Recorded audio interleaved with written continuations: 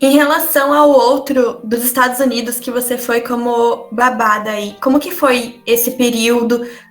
Quais foram as coisas que você fez lá? Como foi para ir para lá? Então, esse intercâmbio dos Estados Unidos, ele ocorreu em 2014. Eu já tinha essa vontade de ir para os Estados Unidos mas sei lá, desde que eu me conheço por gente, eu queria ir.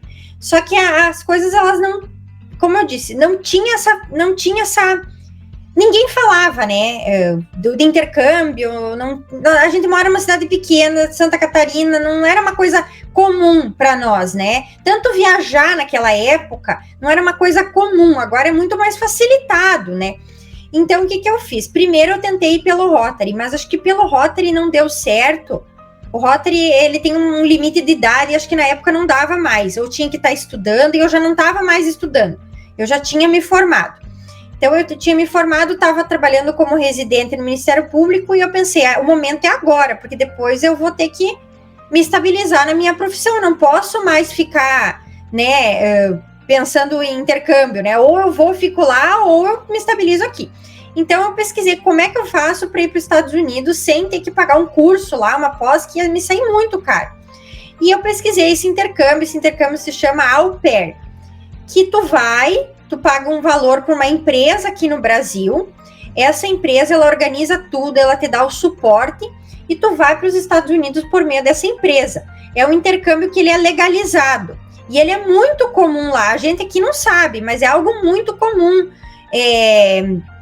há muitos anos existe, tanto que tem pessoas que foram, muitos anos atrás, só que a gente não escuta, não sabe.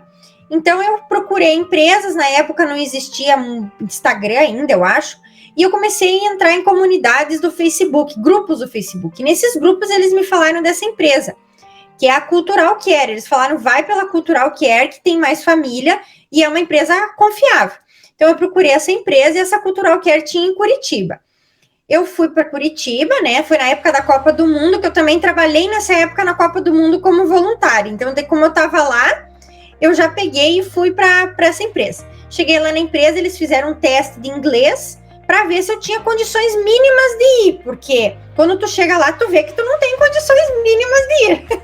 Porque o inglês lá, mesmo tendo um estudo de cursos, né, ter feito, você acha que sabe muito, e quando chega lá, você vê que não sabe nada. Mas enfim, depois eu conto essa parte. Eu fiz esse teste lá, e tranquilo, ela viu que eu passei, eu preenchi um currículo daquilo que a profissão que eu tinha, o que eu queria, o que eu tinha de experiência com crianças. Uns anos atrás, eu tinha sido aprovada num concurso público da prefeitura de Joaçaba. Eu trabalhei 1 ano nessa prefeitura. O concurso que eu tinha feito na época era de técnico administrativo. Mas eu fui colocada para trabalhar como secretária numa escola. Então, eu trabalhei numa escola, numa creche, no Certinho, que existia uns anos atrás. E anos depois, essa experiência da escola, que na verdade, quando eu passei nesse concurso, eu queria que eles me colocassem numa área jurídica, na minha área, e eu fui para uma área da escola, foi a minha salvação. Porque a minha experiência com criança foi exatamente essa, ter trabalhado numa escola. Porque tu tem que ter uma experiência, seja cuidando da tua irmã, seja cuidando de uma criança como babá, e a minha experiência foi essa, que foi muito boa, porque eu tive experiência com muitas crianças. Então, quando eu coloquei o meu currículo nessa plataforma, que é uma plataforma que nem você entrasse no Instagram e tivesse várias meninas lá para trabalhar. E eles olharam meu currículo com isso, e eu sendo da área do direito, que ser advogado nos Estados Unidos é uma profissão extremamente valorizada, é uma coisa... Inclusive, é mais valorizado que ser juiz, né? Quando eu falava que eu queria ir para a área de concursos, eles olhavam, nossa, mas não vai ser advogado? Porque é algo muito importante lá ser advogado. Então, o meu currículo, foi super valorizado.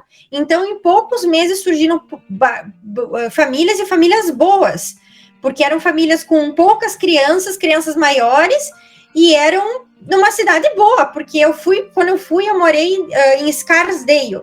Era uma cidade pequena, mas era uma cidade a 1 hora de Nova York. Então, era o sonho de toda au pair morar perto de Nova York, né? Então eu tive muita sorte, eu cheguei lá, a minha família era uma família boa, as crianças eram boas, né? Porque tinha de tudo, né? Eles, até nessa comunidade do Facebook, se vocês se interessarem, Vocês entrem ali ao perto, vai ver família perigo, família, né? Então tinha de tudo. E eu fui, né? Organizei nisso também, foi 6 meses no máximo, entre organizar, entre fazer a papelada, fiz o visto. O visto não foi difícil de fazer, porque é um visto de trabalho, de intercâmbio, então é muito difícil de ser negado. E entrei nos Estados Unidos e comecei a trabalhar como au pair. Nesse período eu morei na casa da família, então a família ela me dava a casa, né, alimentação e um salário. O salário era na época de $200 por semana. O dólar na época não era tão alto como está agora, mas já era um valor bom, né? Eu já estava ganhando como au pair mais do que eu ganhava como residente no Ministério Público. E eu, digamos assim, ganhava limpo, né? Porque eu usava esse dinheiro para comprar, né? Comprar coisas para mim, roupa e passear e viajar. Então, nesse período foi um período positivo, porque eu viajei bastante ali, fui para o Canadá, fui para Washington, fui para Boston, conheci muito Nova York, assim, ia quase todo final de semana para Nova York, comprei bastante coisa e tudo com o valor que ganhava como au pair. Então foi muito positivo, aprendi o inglês verdadeiramente como ele é, né, como ele é falado, como ele é escutado, o som, como é que fala, como é que não fala, e tive esse amadurecimento, porque o brasileiro ele é muito leve, ele é muito maleável, e o americano ele é muito rígido, então o horário é horário. Eles trabalham muito, eles têm vários filhos, 2, 3 filhos, para ele não tem problema, mas quem cuida dos filhos é a babá. Então eu aprendi a valorizar a questão da família, olhando, né, dessa forma, mas também aprendi como é importante esse foco que eles têm na profissão, porque eles são muito focados em crescer, e o poder aquisitivo lá é muito alto, a gente compra muita coisa ganhando pouco. Então uma pessoa às vezes vai lá, muitos saem daqui, vão lá trabalhar como babá, ganha muito mais do que no Brasil e compra muito mais. Então o poder aquisitivo lá é muito bom, né? Tu compra muita coisa ganhando pouco. Então foi uma fase boa de aprendizado, tanto da língua quanto da vivência. Então foi muito positivo também. No que tange a economia que você falou ali sobre comprar coisas, em relação ao Brasil, você, dos 3 países, do Brasil, da Itália e dos Estados Unidos, qual você achou que tinha o poder de compra maior, mais acessível?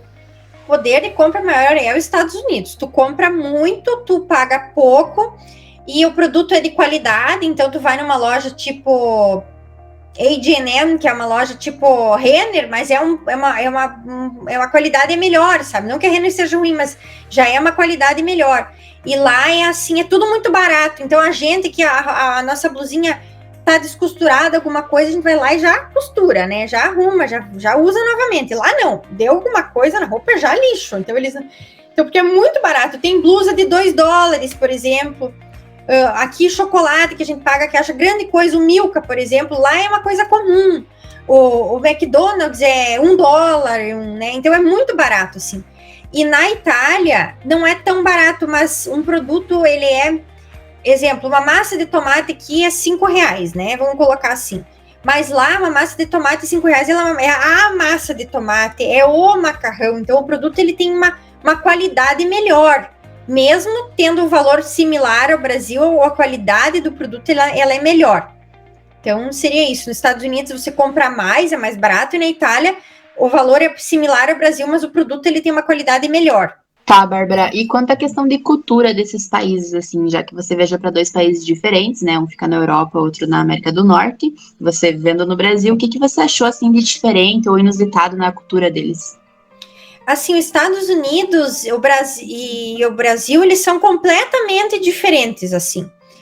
Primeiro, que eles são extremamente pontuais, tá? Segundo, que eles são muito mais frios, eles não têm essa proximidade, esse amor, essa amizade que a gente tem. Então, tu vai na casa de um amigo teu, tu não avisa, por exemplo, lá é tudo programado, tudo combinado. O almoço, eles não almoçam, eles comem um sanduichinho porque eles não podem parar 1 hora para almoçar, eles têm que trabalhar. Então, eles comem um sanduíche e a janta maior é de noite. Então, eles são muito focados em trabalhar, em ganhar dinheiro, em ter... As crianças ficam grande parte do período na escola ou ficam com babá. Então, eles são muito focados nisso, na economia, no dinheiro, ganhar dinheiro, produzir. Tanto que a volatilidade é fácil, como eu disse, né? Compra uma blusinha, estragou, joga fora, compra outra. Então, é muito focado no capitalismo, no crescer economicamente. E eles até têm filho, não digo que é pouco filho, não, eles têm bastante filho, mas eles não têm esse contato que a gente tem. Então, o tempo que eles ficam com o filho é reduzido, né? Porque eles estão sempre trabalhando. Então, é positivo para a gente crescer, amadurecer, focar mais, assim, na profissão, quem quer. A pessoa que ela quer enriquecer lá nos Estados Unidos, ela pode, ela não tem limites, né? Tem trabalho para todo mundo, de toda forma. Mas eles também são muito mais frios, não tem tanta proximidade, tanto amor, tanto carinho que nem a gente tem, que é caloroso, né? Amoroso, assim. E a Itália já são menos. Eles têm cada vez menos filhos, muita pessoa idosa, não são tão capitalistas assim, então eles valorizam muito o comer, o beber, o descansar, o dormir, o viver, né? A Itália tem muitos lugares que nem ali Florença, tem paisagens bonitas, é mais bucólico, é mais assim, é bem diferente, é similar um pouco mais ao Brasil. Eles são mais tranquilos, mais focados na amizade, na alimentação, que a gente tem também cidadania, muitos são italianos, né? Então a gente tem mais é mais similar nisso. Então as duas são muito positivas, né? Uma para a gente valorizar a questão da comida, né? Do descanso, e a outra para a gente focar mais no nosso crescimento, evolução, né? Que são bem, bem diferentes mesmo. Perfeito, então, Bárbara.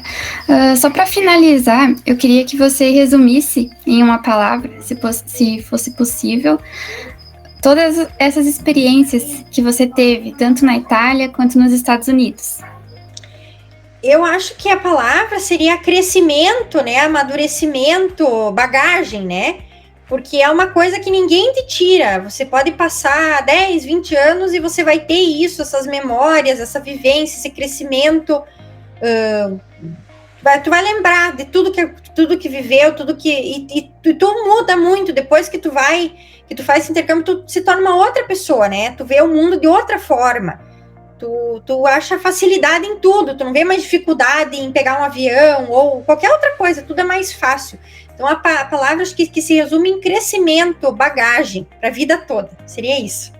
E aconselho todos que têm essa vontade de buscarem e irem atrás, que é muito bom, vale muito a pena.